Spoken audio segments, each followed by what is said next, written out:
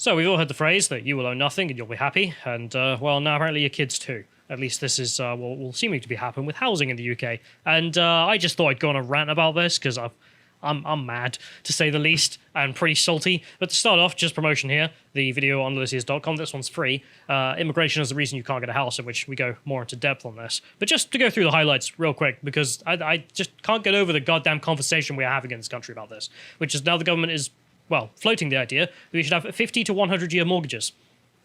Because that's normal. That's the way to deal with the problem. This seems Not like, just close the borders. This seems like a very easy way of getting people to literally be financially in debt to you for their entire lives. Serfs. Turn everyone into serfs. Fantastic. Yeah, that's going to help people, doesn't it? So you can see here, this is the reason for why. And you can see people are arguing, oh, look at it. Look at the fact that people can't buy a house no more. And they've got, you know, first time owning a house between all the age groups there. And the fact since 1997 and now, something changed. Something happened. Nobody knows what. Something though. And if you go to the next one here, you have more just people I found online. It's verified check marks. As you can see here, Boris Johnson is considering allowing 50-year mortgages.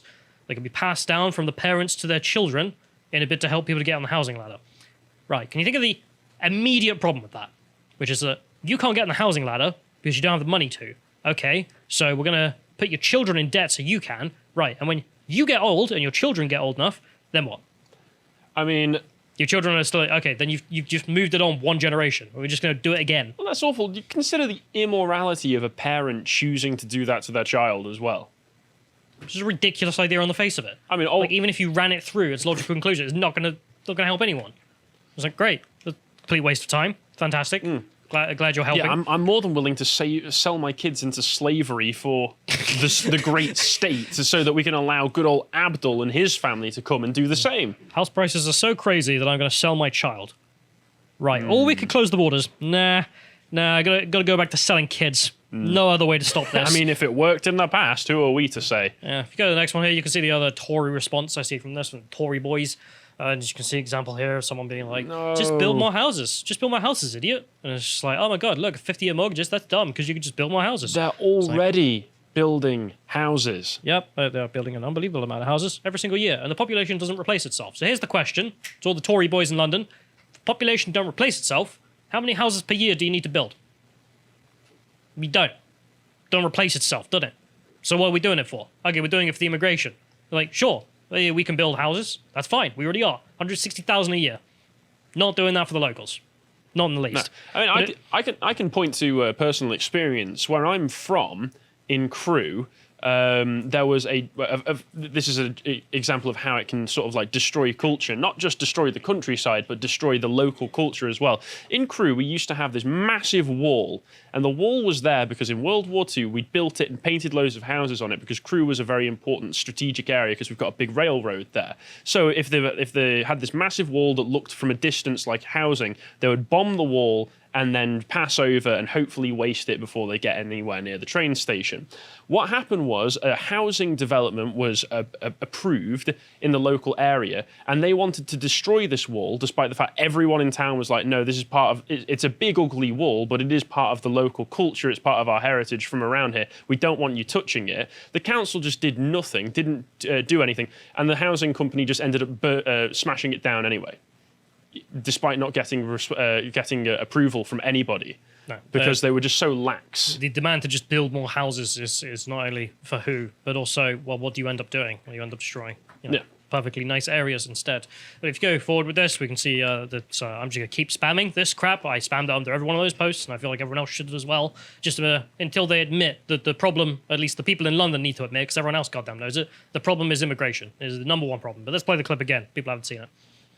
Housing and wages had tracked each other. The cost of housing and the growth in earnings tracked each other until the late 1990s, and then something happened. And house prices just spiraled out of control. Detective North on the case. Unless we are building more than 300,000 homes a year, unless we are actually keeping pace with demand, and right up until the early, or indeed the late 1990s, house price growth tracked wage growth. And then something happened at the end of the 1990s. Who knows what could possibly keep wages down and push up house prices. Couldn't possibly be cheap foreign labor, could it? Against the country. Every time we play that clip, it reminds me, it surprises me again and again how stupid Tom Harwood really is. Yeah, well, he's not the only one. I mean, it seems to be that just all the Tory boys in London are just so out of sync with the rest of the country, and I can't stand it. I know it's See the what I norm. mean with the Conservatives? Yeah, but it's really the people on London that just, I don't know what it is about that goddamn motorway around there, but it seems to just make people's brains melt. It's just the idea that like, oh my god, why is this happening since the 90s? What happened? What could possibly be keeping the wages down? Who knows? Something happened. I don't know what. Not going to investigate why, because apparently I have an IQ of 5. But even Ash Sarkar has picked up on the fact that the house prices are ridiculous. And you can see here saying, oh, what do you want back from the 70s? And she has a graph showing that average weekly earnings have been kept down, whereas house prices have skyrocketed. And she's like, yeah, couldn't we go back to the 70s? And it's like, Ash, don't know if you want to do that. Because if you go to the next one, of course, you can see the fact that, not really getting to the root of why, Ash? Because things changed in the 1990s. There's a bit of a conflict of interest. She wants to keep on winning, lads, but she also wants to afford a house. Like, you can't do both, Ash. You can have that piece of cake or no cake. It's your choice if you wish, but there's the options. There's also just the fact, as I've mentioned a minute ago, that the narrative of just build more houses, bro, I can hate it, I can't stand it, and it's because the evidence is obviously to the contrary. Building plenty of houses. Population that doesn't goddamn replace itself. Still building 106,000 houses a year. Okay, who are we building it for? Goddamn know who it's for. And then if we go to the next one here, we can see the news itself about these, serfdom future that they want you to put yourself and your kids into. And I don't know why are they proposing this? I mean, they're just, for what possible reason would you come up with this idea? Yeah, I've mentioned before, my parents paid off their mortgage before they did all this, and they're planning on, I think once they're gone, leaving me the house. And a while back I was thinking, I don't know, will I keep the house? I guess I'll have to... No, I'm keeping the house. I'm absolutely keeping the house. That's mine. But there's just the fact of why they're doing it. Well, to turn someone to serfs by the looks of it. Ultra-long mortgages that could be handed down to the children are being considered by Boris Johnson as a way to get young people on the housing ladder and to impoverish their children for the rest of time. Loans that last for at least 50 years are set to be encouraged by the Prime Minister as he seeks creative ways to increase home ownership in Britain. You could just close the borders. That'd be easier. Then we sell all our kids. One or the other.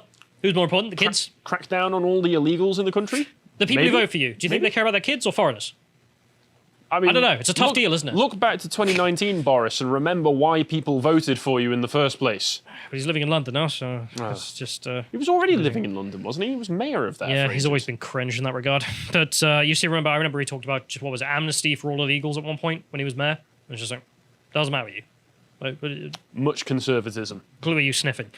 More flexible mortgage products increasingly are being seen as a most practical route to boost home ownership amongst the young after a Tory revolt blocked a relaxation of planning laws to encourage more building. Good actual Tories living in the countryside. I quite like living in the countryside. Quite like to keep that. It's not a huge place, this island, so that would be nice. So we're not going to do that. Instead, could you close the borders? And central government is like, I just don't get it. What can we do? What do the people want? Close the borders. Just no idea. Can you hear something? Unbelievably dense. Johnson hopes that such products will allow people renting in the long term to use lifelong payments to build up assets instead. Yeah, just go into debt for your whole life. You know Don't the worry way about that small businesses that start often use your house as collateral to be able to afford the loan. But not anymore. Not anymore. No more businesses. As well as allowing people to take out loans that do not require repayment once they reach a certain age. Okay, so that's state-subsidized housing then, isn't it? Because if you're going to give them loans to do that, in which it just writes itself off, okay, then taxpayers pay for that. In which case, this is just a council house by serfdom. We're just going full socialist here. We're giving you a council house, except you've still got to pay for it. Right. Thanks for that. Right.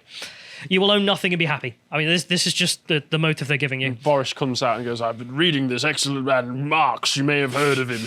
Last month, the Prime Minister promised many more 95% mortgages, as Michael Gove, the Housing Secretary, launched a review of mortgage finance. Johnson now says he wants to go further and encourage banks to create more flexible mortgage products beyond the standard 25-year loan. There's a reason for that. We'll get into it in a minute, but it's just the obvious fact that you want to pay off your mortgage before you retire, at least, because, then you don't go bankrupt.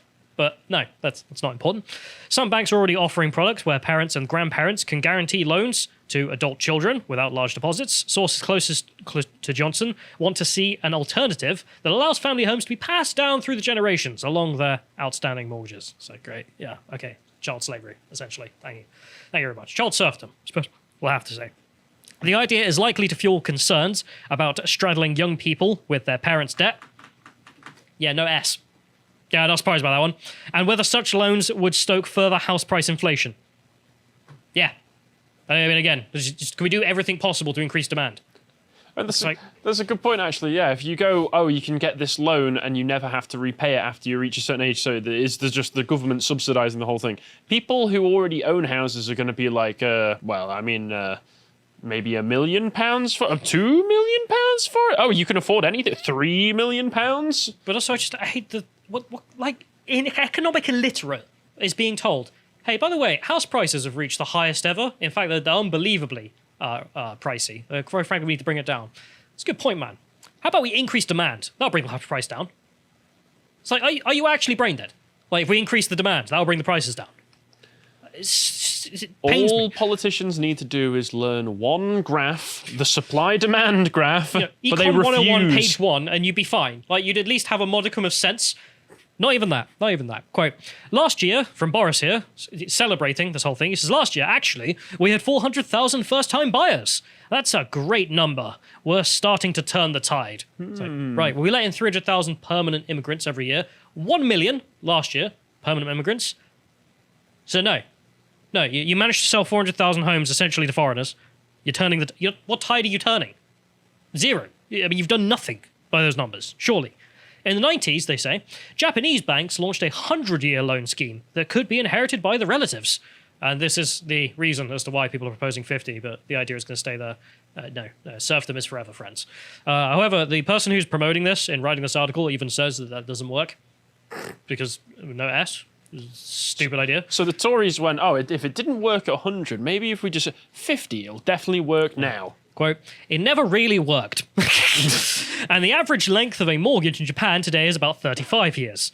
Forced to save for longer to get a deposit, the average age of first-time buyers has risen, meaning that banks were forced to lengthen the maximum age they would lend beyond to 65 to about 75, and now in some cases 80 is how long you're having your mortgage for before you paid it off, because that's a healthy place. I mean, this is what really gets me mad, because the kind of things you do to a country with mass immigration are something no one ever thinks about until you get the effects. And this is one of the worst effects, frankly, in my opinion, as you can see. I mean, you're going to turn everyone into a serf. You want people to sell their children. No one's going to be able to pay off the mortgage till they're goddamn 80.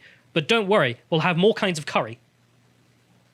I mean, Sounds like a fair trade-off to me. I don't know what you're on about. I'm so sick of these people who endlessly promote open borders and endless migration. And trust me, we need foreigners because who will make my coffee in Pret? And then they complain about house prices and wonder, it must be greedy landlords. That's the problem. Who will make my coffee in Pret? Well, we'll carry on then. Why can't my child buy a house? I don't know. Maybe he can put his child into serfdom. Oh, good idea. I mean, what kind of middle-class morons are actually thinking of that? I mean, you know who I'm referencing, the question time lady. Mm-hmm. It's just sat there, is like, well, who will make my coffee in Pret? I mean, it's the version of Donald Trump, who will clean your toilet. What's wrong with you? Continue. And they have also increased the loan terms, and today about 60% of mortgage products have a standard term of 40 years, up from 36% in 2014, according to Moneyfacts, the financial data company. Great, yeah, everything is getting worse. I mean, you're actively trying to destroy the prosperity of the people who live here through opening the borders endlessly because you can't just do the right thing. Just do the right thing. Everyone vote for it. You can't just do it. Why? But what about my housing market? Yeah, okay, great. In practice, the debt would never be passed on to the next generation, the author writes, however. Rather, the home would be sold and the loan repaid with the proceeds of the house. As the borrower would never actually own their home, though, in reality, a mortgage for life would feel little better than renting, because that's what it is. Serfdom. Yeah. Like, right. And when I know that I can either die in debt and pass that debt on to my kids or just rent, what's the incentive? What is the actual difference between these two? I mean, not really, because you never actually own the house. So, good job. Although, if we go further with this, because I mentioned, it's just another stupid idea to raise demand, because that'll lower the price if we increase demand. Trust me, I don't know anything. And as you can see here, you can see another thing that came out. UK mortgage lenders told they could scrap affordability rules for buyers. These were brought in 2008 because people were lending out money that couldn't be paid back. Get rid of those rules. Why? So we get more people on the housing property, increase demand, because that will bring down the price. I mean, again, page one. Page one of any book. I mean, the thing is, before state-subsidized central banking, where these banks are too big to fail so we can always just print more money to bail them out, you would get banks setting these sorts of rules themselves because they go, we don't want to be lending out all this money to people who can't pay it back. We're not a housing developer. If they default and we get the house, we can't really do much to sell the house other than just throw it onto the market. From what I've seen of people in the industry, just I happen to watch online, a few of them have just said that essentially the banks are ignoring this because they're like, why would we? I know we used to, but why would we do that again? Because it kind of blew up in our face. So why would we lend out money to people who can't pay it back? I mean, it looks like Boris and so much of the rest of the West right now, like in Biden with Bidenomics and such, they just look like they're trying to go back to 2008 Electric Boogaloo. I mean, trying to bring on a crash perhaps, but then there's just the idiocy of like the high prices are too high. Let's do everything we can to increase demand. I mean, I just you want to grab them by the throat, just be like, are you dead? Are you alive? What's going on? Well, because if demand is more, graph go up equal good. Trust me, I'm neolib. But if you go to the next one here, we can just see there's also the fact that it's now the highest price ever. This is just the latest news on this. Now, the average price of a UK home sits at £271,000, which is 10 times the average salary in the UK and 8.6 times for full-time workers' average salary. So there you have it. Nice and affordable. What are you complaining about? And if you go to London, of course, it's just kill yourself. I mean, really. Like, if you think you're going to buy a home in Kensington and Chelsea, I mean, if you're in London, just kill yourself. I mean, the gangs will get you eventually, so you might as well start. I'm joking, of course. Just leave London is the responsible thing to do. Just looking at these numbers. But honestly, Kensington and Chelsea, 27 times average income to buy a house. Don't leave London. Don't leave London. London is such a massively populated city. If they all start flooding out of London and go into the Shires, then that will increase the local demand in the Shires as well and make it even worse. Stay in your bug city. Rent. Yes. There you go. Oh, my God. I mean, just look at the numbers. I mean, just look at it. It's just unbelievable, the fact that it's so high. Just this is a ratio of average salary to average house price. I mean, you get down to what is that, like Islington. 13 times, Ealing 13 times, and of course it's pretty much the same. Is this localized to London as well, where the salaries will have to be inflated to allow them to live in London in the first place? Yeah, and they ain't even with that getting anywhere close. Jesus Christ! Because if you go to the next one as well, there's also just the average graph I've shown before, but I'll show it again because it makes me mad. 2002, 5 times your average salary to buy your house. 2021, 9 times, and now it's 10 times. Sorry about that, but who would make my coffee in Pret? I mean, the graph has gone up, but where is the problem? Go to any place in the world that isn't the West, you'll notice that local people also have the mysterious skill of making coffee in Pret. I mean, if you go to Slovakia, you might notice that the guy behind the counter is Slovakian, and he knows how to make the coffee and then gives you it. Are you telling me that unemployed, lazy teenagers might get some benefit from doing a day's work in their life? I hate this rhetoric, but it's just lazy teenagers don't get it. I know. Because I can't stand, because when I was a kid, that was one of the big problems. It was just like, where'd you get a job? Okay, well, some rich adult some adult from some foreign country has just taken all of those. So what are you going to do? Great, thanks, wonderful. It's just like, there's also just a huge problem getting your first job as well. So then we'll just go on to the last link here, which if you ain't quite frankly annoyed, that this one's going to make you annoyed because this is painful. The average home in the UK cost £1,891 in 1952. How much would that be for house prices today if they only rose with inflation? And this is going to sting. So the person who wrote this article says, so how much do you think the average home would cost if it had only risen in line with inflation? You want to take a guess? Cost a grand and a bit in 51. Okay. What about now? Okay. Like, I don't know, 100 grand maybe? Not even close. The answer, according to This Money Historic Inflation Calculator, is £63,000 300. Are you serious? What kind of house are they saying? Is this like a 2-bedroom? Average home. Average home, so it'll be like 2 bedrooms, semi-detached sort of place. I don't know the specific criteria. Somewhere it's just more than livable. Yes, certainly livable. The idea that you could just buy a home and you'd be fine. They say in here, imagine an alternative reality where buying the mythical average home would cost just over twice the UK median full-time salary. And I I mean, I could afford to get a mortgage if it was that much. Yeah, I love how they're like, oh, by the way, imagine if the house price were only 2 times. Hell, imagine if it was 4 times or 6 times. We'd still be living in heaven compared to where we live now, which is go to hell. You want a house? Go to hell. I don't need to go there. I'm already there. Callum, come on. It's just like, oh, could you imagine if it was only 2 times? If it was 6 times, we'd still be way better off than where we are. So it's just, it boggles the mind. They say in here, just think about all the productive and unproductive things you could do with the money you save, not having to raise the deposit and meet the mortgage payments required to pay 8.7 times the average salary for a home. Mind you, figures compiled using slightly different salary data by Halifax show that not so long ago weren't actually that far off. Funny. From 1950s to the 2000s, the house prices to earnings ratio remained about 2.8 to 3.4. And then something happened. Something. Who knows? In the late 1990s, 2000s, something happened. I mean, I'm sorry, but we just, every time we do anything about this, we end up getting that goddamn line where they just say something happened in the UK around that time, and then everything in the UK went bananas. Anyway, moving on. Let's not find out what that something was. They decide to say in here it's about interest rates. Like, right. Yeah, sure. And I'm sure that's what was suppressing the wages as well. Interestingly, there are other sociological aspects that you can take from this, and you can recognize just from a logical and theoretical level how this affects people. You can go, okay, people can't afford houses, and they know that there's never going to be a point in their lifetime where they can afford houses properly. Therefore, there's no reason to save up money like there used to be. Therefore, there's going to be an excess of consumption goods of like of the very fleeting variety. People are probably going to spend more money on beer. They're probably going to spend more money on drugs. Society as a whole will be... Well, I mean, don't you want to get high and drunk reading this news just to numb the pain? No, I want a house. That's fair. You ain't getting one, though, son. So it's like society as a whole actually becomes more and more hedonistic the more difficult you make it for them to afford anything, because saving itself becomes disincentivized. Speaking it's of terrible. That, currently reading Konstantin Kissin's An Immigrant's Love Letter to the West, which we're doing a book club on, but it's just one of the statements he has in there is true, which says, okay, capitalism, here's the benefits. What are the downsides? Yeah, young people can't buy a house, they don't have any capital, so how are they meant to be in the capitalism industry? Yep. Actually one of the big problems. I mean, that's neoliberalism for you. But the author here decides that, no, the something that happened was actually interest rates, nothing else, don't look into it. Interest rates were much higher, but at least that and more cautious lending kept a lid on house prices. I hate this. I hate this. I hate this. I hate this. People saying, oh, don't you know it's the greedy landlords buying up properties for Airbnb or to rent them out? And it's like, yes, that only works if there's someone to pay the rent. If there's no one to pay the greedy landlord's rent, then the greedy landlord loses money.